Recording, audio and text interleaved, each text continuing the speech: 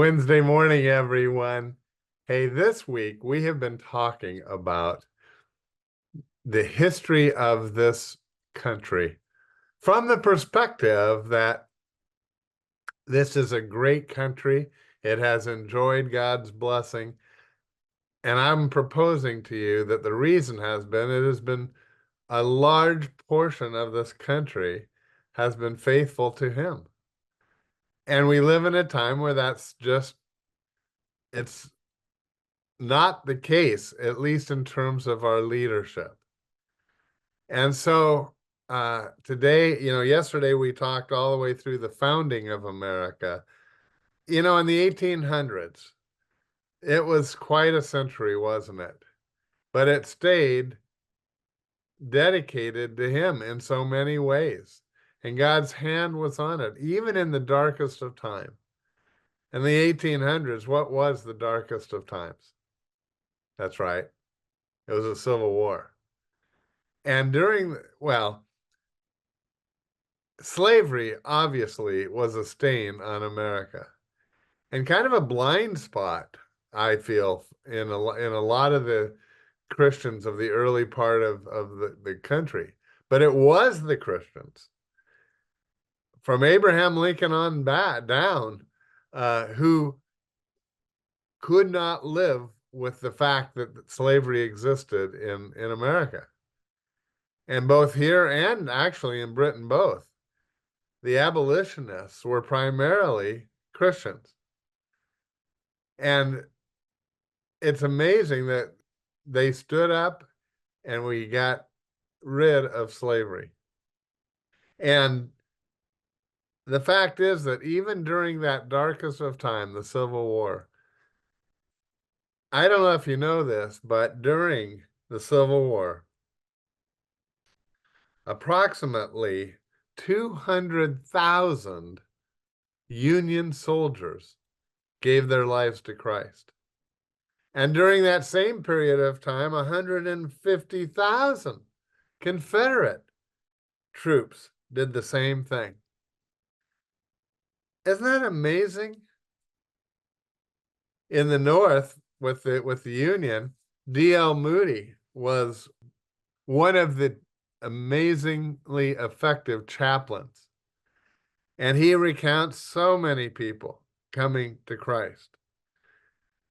In the South, the main chaplain was John Williams Jones. He describes one meeting on the Sunday, the September 6, 1863, in which 82 soldiers were baptized in the river, while 5,000 soldiers watched from the shores and gave support to those.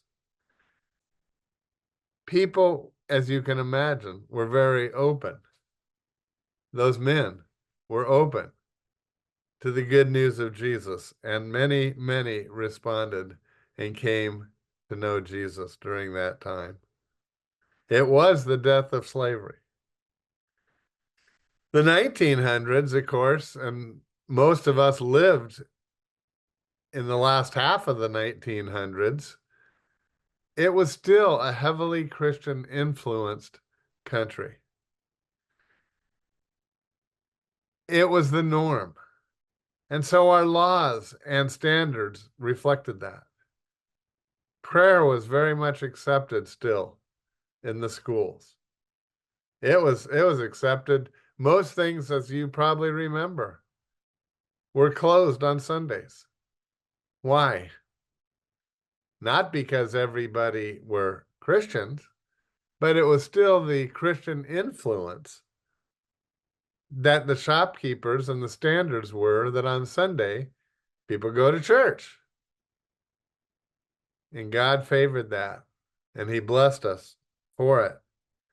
I look back in the Cold War times.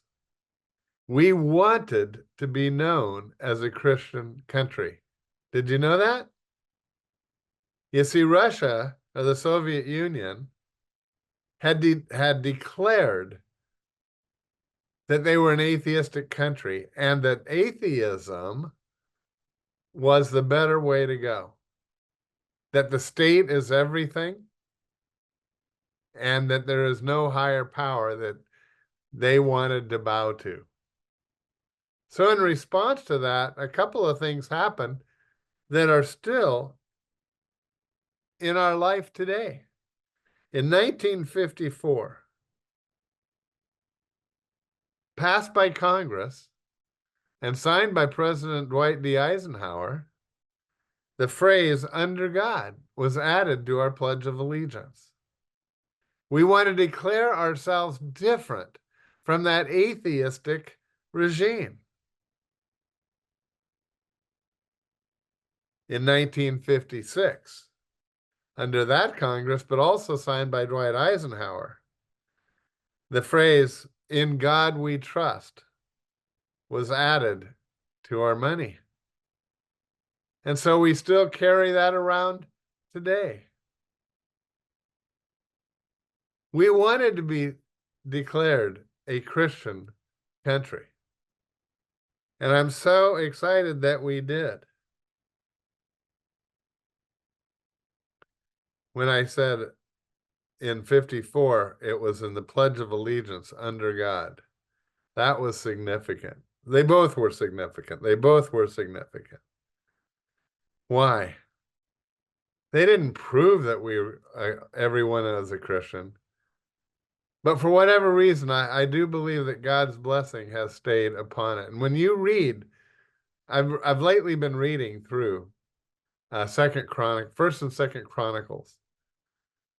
And it's basically the history of Israel. And God says that if you will follow me, then indeed I will bless you.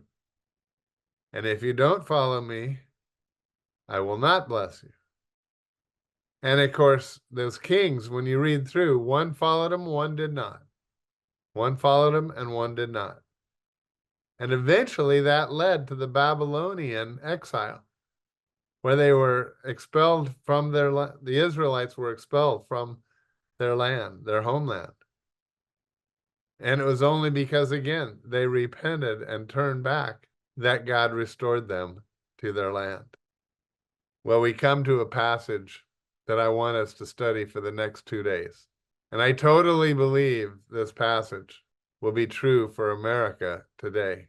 It was actually given to King Solomon when he was the ruler of Israel, and right as they were finishing the temple, the Solomon temple, and moving into it. And the celebration was fantastic.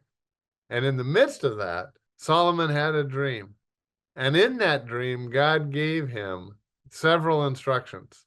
But the one that I want us to concentrate on for the next 2 days is this. It's found in 2 Chronicles chapter 7, verse 14. And if we want God's blessing on our country, this is the verse that we need to apply.